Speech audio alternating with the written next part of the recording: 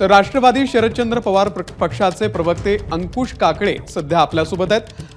अंकुश काकडेजी, संजय राऊत यांची प्रतिक्रिया तुम्ही ऐकलेली असेल, तुमची पहिली प्रतिक्रिया काय?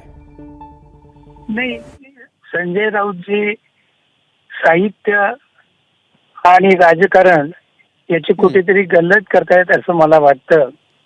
कारण साहित्य संमेलनाचा आणि राजकारणाचा तसा अर्थार्थी काही संबंध नाही। त्याच्यामुळे त्यांनी जी कालच्या कार्यक्रम संदर्भामध्ये आदरणीय पवारसाहेबांवरती केलेली टीका ही योग्य आहे असं मला वाटत नाही। कारण दिल्ली येथे होणाऱ्या अखिल भारतीय मराठी साहित्य संमेलनाचे स्वागताध्यक्ष म्हणून पवारसाहेबांची एकमताने निवड केलेली आहे।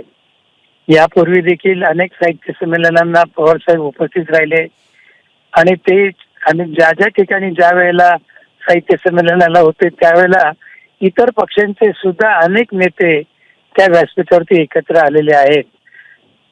साहित्य संमेलनाच्या व्यासपीठावरती नेते एकत्र आले म्हणजे त्यांनी त्यांच्या राजकीय भूमिका या बाजूला ठेवल्यात असं म्हणण्याचं काही कारण नाही।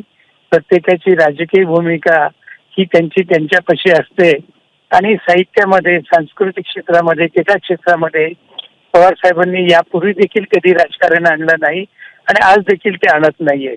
त्यामुळे शिंदेचं त्या ठिकाणी सत्कार हा काही पवार साहेबांनी ठरवलेला नव्हता। स्वागताध्यक्ष म्हणून ते काम करत होते, परंतु कार्यक्रम ठरवणं हे सगळं साहित्य संमेलनाची नियोजन समिती करत असते। त्यामुळे त्यांनी ठरवलेल्या कार्यक्रमाला पवार साहेबांची उपस्थिती स्वागताध्यक्ष म्हणून होती, म्हणून ते त्या ठिकाणी उपस्थित होते। बर बर अंकुश काकडेजी, धन्यवाद, आपण सविस्तर प्रतिक्रिया दिली त्याबद्दल। एबीपी माझा, उघडा डोळे बघा नीट।